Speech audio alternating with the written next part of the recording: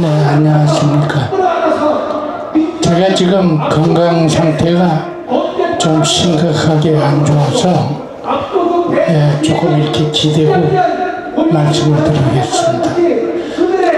5월 13일 날 국회에서 예정을 하고 있던 저희들의 모임이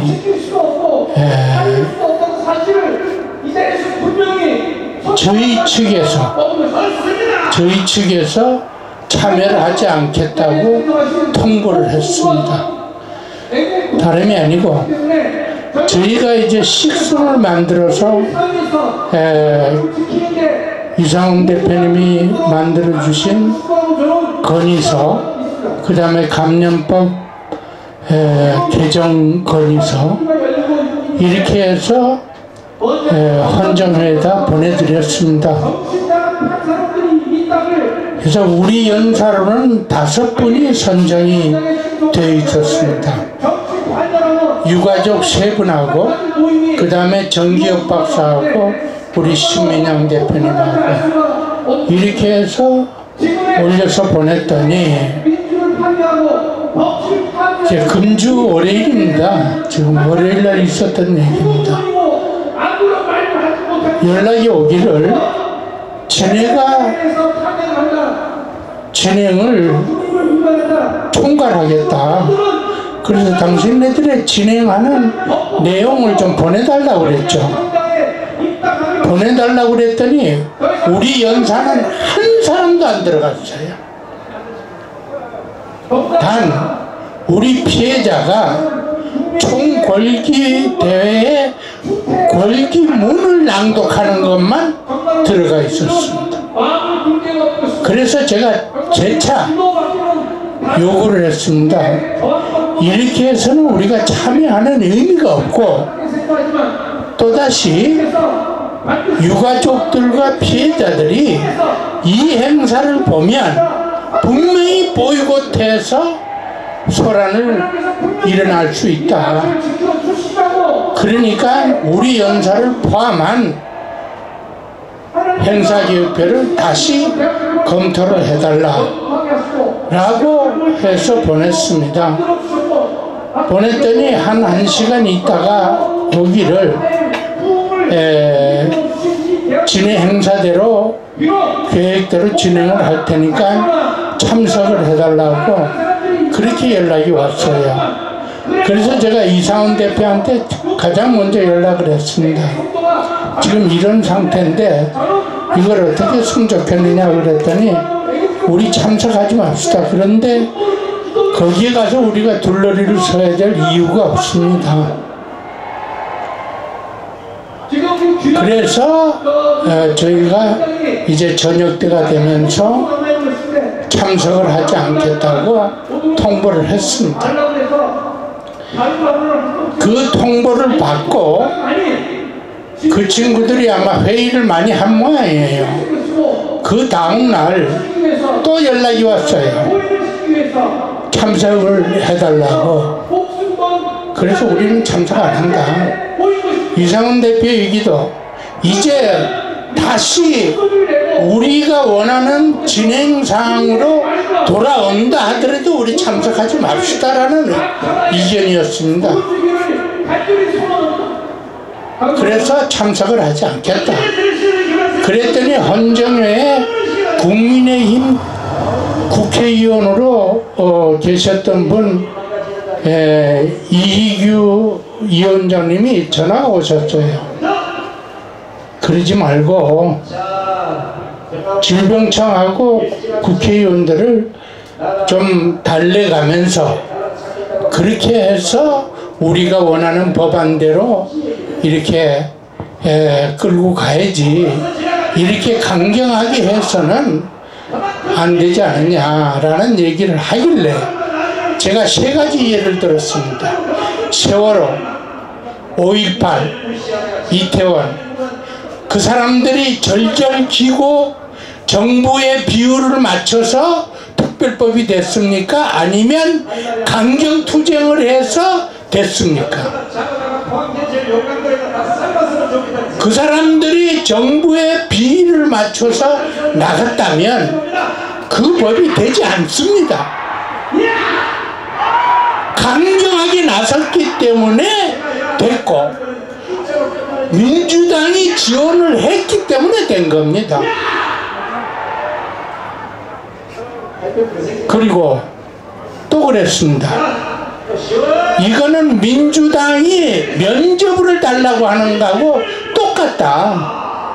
우리가 거기에 참석을 해서 손을 들어주면 우리는 이 특별법으로 코로나 백신 희생자 유족들과 피해자들의 요구사항을 모두 수용을 했다라고 얘기가 돌아갈 수가 있다.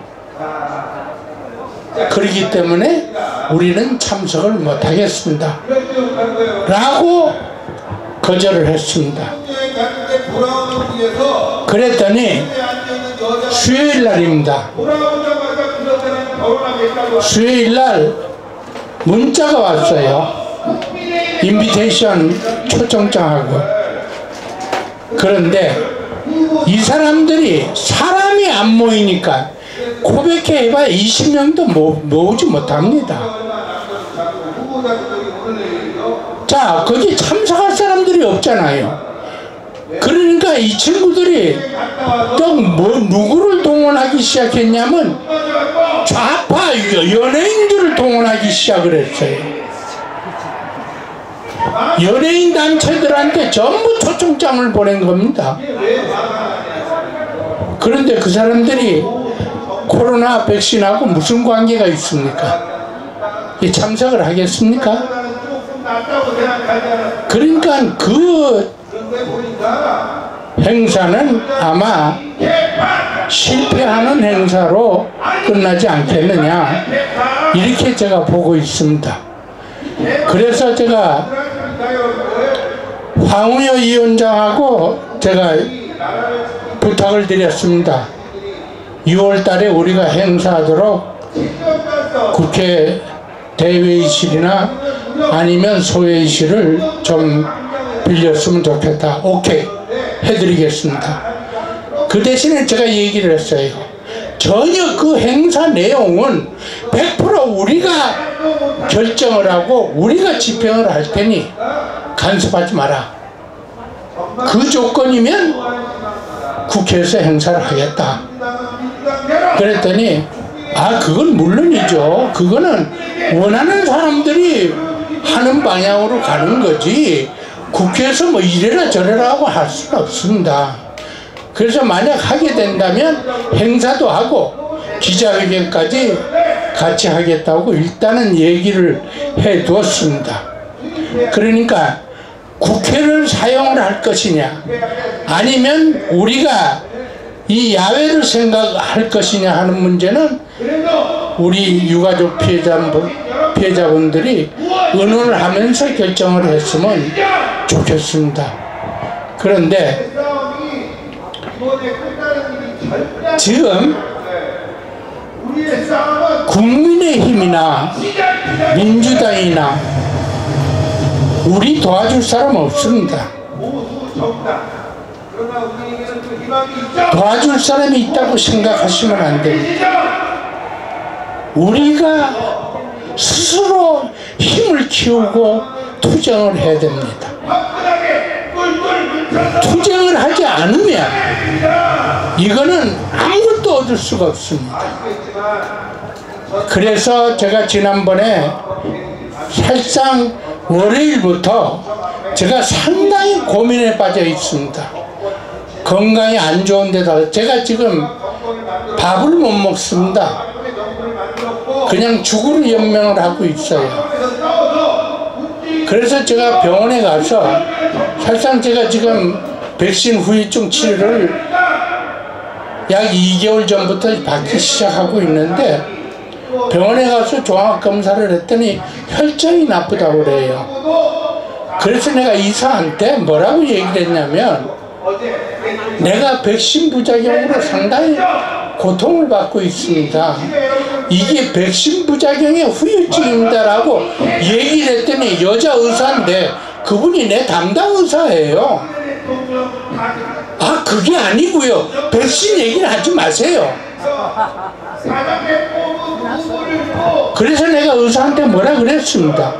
아니 내 진상을, 환자의 진상을 들어주셔야지 그렇게 일방적으로 백신은 안 된다고 얘기를 하면 됩니까? 이건 백신 원인이 아닙니다 이거예요. 혈증이 백신 원인이 아니래요. 이런 얘기를 내가 듣고 그 병원을 다녀야 될 이유가 없잖아요. 그래서 영양주사만 놔달라고 그랬어요. 지금 병원이 이렇습니다. 의사들이 우리 편이 아닙니다. 그런데 제가 다른 의사한테 나와서 물어봤어요. 왜 의사가 그러는지. 백신이라고 얘기를 하면 그게 상담 기록에 써 넣어야 된대요. 그러면 그 의사한테 불이익이 있답니다. 그러니까 백신 얘기를 못하게 한다는 얘기예요. 여러분, 우리 편이 있습니까? 우리 편이 없잖아요. 그런데 우리 편이 없다고 우리가 주저앉겠습니까? 절대 주저앉으면 안 됩니다. 그래서 제가 오래전부터 애를 써오고 있는 것이 국제소송하고 앞으로 국내소송을 여러분들이 피해가 가지 않고 부담이 가지 않는 법인 내에서 재원을 확보해서 나가는 것. 그러면서 우리 유가족 피해자들의 마음을 모아가는 것. 그리고 권리회복을 얻어가는 것. 이런 것들을 해나가기 위해서 저희가 이제 QR코드로 해서 피해자 접수 저거를 지금 만들고 있습니다. 아마 오늘부터는 나갈 수가 있어요. 그러면 그거를 보고 QR코드를 찍으시면 거기에 간단하게 이제 신청을 하게 돼 있고, 그 신청이 된 것은 변호사 사무실로 보내서 변호사 사무실에서 필요한 서류는 유가족 피해자들로부터 직접 받고 계약을 하도록, 여러분들 계약을 하는 데는 자금 부담이 없도록 하겠습니다. 그렇게 해서 우리가 투쟁에 힘을 모아가야지. 안 됩니다. 제가 말이죠, 건강이 안 좋은 데다가 자꾸 이런 흐름들이 나타나니까 기가 막혀요. 국민의힘에서 여론조사가 왔습니다. 뭐라고 온 줄 압니까? 한동훈으로 단일화시키는데 동의하십니까? 질문 하나입니다. 여러분, 이게 질문입니까? 이게 여론조사입니까? 한덕수 백신 국가 책임제를 반대한 사람입니다. 부정선거가 없다고 한 사람입니다. 저 사람 우리 편이 될 수가 없는 사람이에요. 자, 그렇다고 해서 김문수를 우리가 지지한 건 아닙니다. 그러나 적어도 김문수는 파란만장한 과거를 가지고 있어요. 고통의 기간을 겪은 사람입니다. 충분히 우리의 아픔을, 아스팔트에서 이렇게 고생을 하고 있는 우리의 아픔을 읽을 수 있는 사람입니다. 그런데 경선은 왜 했습니까? 그럼 한동훈이나 안철수나 홍준표가 됐다 하더라도 결국은 내려앉혔다는 얘기 아닙니까? 세상에 이런 법이 어디 있어요? 밥상을 차려놓으니까 내 먹자고 밥상을 차려놨더니 와서 도둑질해 먹겠다고 덤벼요. 저 싸가지 없는 놈이잖아요. 한덕수 저거는 예의도 없고 아무것도 없는 놈이에요. 그런데 저런 놈을 또 지지하고 있는 애국 시민들이 있다고 하는 건 참으로 한심하게 이를 데 없는 겁니다.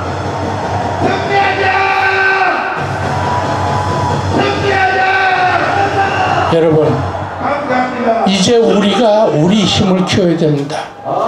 제가 이번에 5월 13일 날 행사를 위해서 제가 참석할 인원을 쭉 월요일까지 집계를 해봤습니다. 약 400명까지 제가 모았어요. 그럼 여러 번 모으면 500명에 달합니다. 그만큼 관심이 많았다는 얘기입니다. 우리 집회에 그렇게 모여본 일이 없어요. 그러면 앞으로 우리가 힘을 키울 수가 있습니다. 솔직한 얘기죠. 이런 소송 문제가 돈 문제입니다만, 그러나 우리는 결집을 해야 됩니다. 우리는 마음을 모아야 됩니다. 정부의 요구한 사항 가장 중요한 게 세 가지입니다. 하나는 인과성을 전면 인정해라. 진상규명을 해라. 백신 구매 계약서를 공개하라. 이게 가장 아픈 부분이에요. 여러분, 이 소송을 만약에 정상적으로 해나간다면 여기에서 문재인 정은경이를 비롯해서 전부 집단살인 학살범으로 고발을 해야 됩니다. 그런 투쟁을 우리가 이어가야 됩니다. 그래서 제가 지금 건강이 이렇게 심각하면서도 사실상 내가 견뎌야겠다라고 생각을 하면서 정신력으로 지금 제가 버티고 있습니다. 그것은 내가 받은 과제, 내가 해야 될 일을 다 못했다는 얘기입니다. 아까 이상훈 대표 얘기했잖아요. 지금 110일째 우리가 이 모임을 하면서 단 한 가지도 얻지 못했습니다. 그러나 여러분들 실망하지 마십시오. 우리에게는 아직도 희망이 남아있습니다. 예. 만약에 이번에 이 특별법을 우리가 눈 감아버리면 이 죄악은 다 덮어져 나가는 겁니다. 저 무안공항의 사고처럼 그렇게 덮여져 나가버립니다. 여러분, 우리 가족들이 어떻게 돌아가셨습니까? 왜 희생이 되어야 했습니까? 그 원인 제공자는 민주당이 책임을 져야 되는 겁니다. 그런데 우리는 아직 위로의 한마디도 들어본 일이 없습니다. 이거를 진상을 규명을 하겠다고 나선 사람도 없었습니다. 그래서 일단 6월 달에 국회에서 우리가 주도하는 행사를, 물론 황우여 위원장이 국회의원을 시켜서 얻어주겠죠. 그러나 이번처럼 이런 간섭은 안 할 겁니다. 그러니까 그걸 국회에서 할 것이냐, 아니면 우리가 추모 행사를 겸해서 밖에서 지난번에 한 것처럼 그렇게 행사를 할 것이냐 하는 문제를 우리가 좀 고민을 해봅시다. 아직 시간이 있으니까 그렇게 좀 생각을 해주셨으면 좋겠고, 여러분이 이견이 모아지는 대로 가겠습니다. 네. 지금 이 나라는 이거는 완전히 개판입니다. 세상에 이런 나라가 어디 있습니까? 아니, 범죄자가 이제는 아주 대단한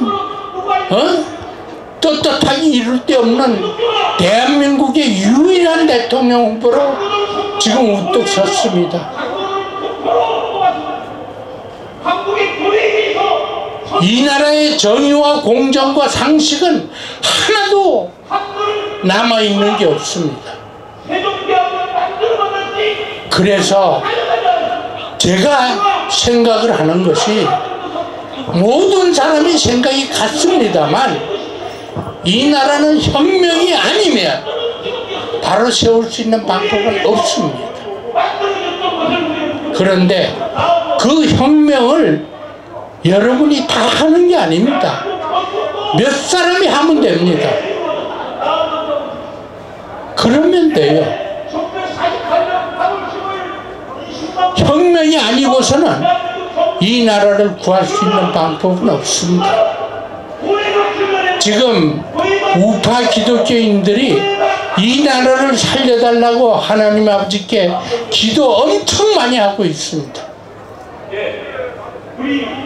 그러나 아직 결과는 모릅니다.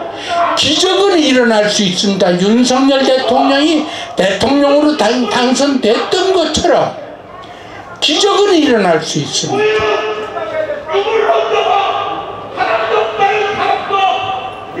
여러분, 절대 희망을 잃지 마십시오. 우리는 투쟁을 해야 됩니다. 우리는 마음을 모아야 됩니다. 아까 우리 이 행사를 하면서 이 안에서 조금 분란이 있었던 걸로 아는데, 그런 경우는 있어서는 안 됩니다. 우리 집회에서는 있어서는 안 되는 일입니다. 그런 당사자들이 참가해 주시고 앞으로 화기애애하게 나가주셨으면 고맙겠습니다. 그리고 제가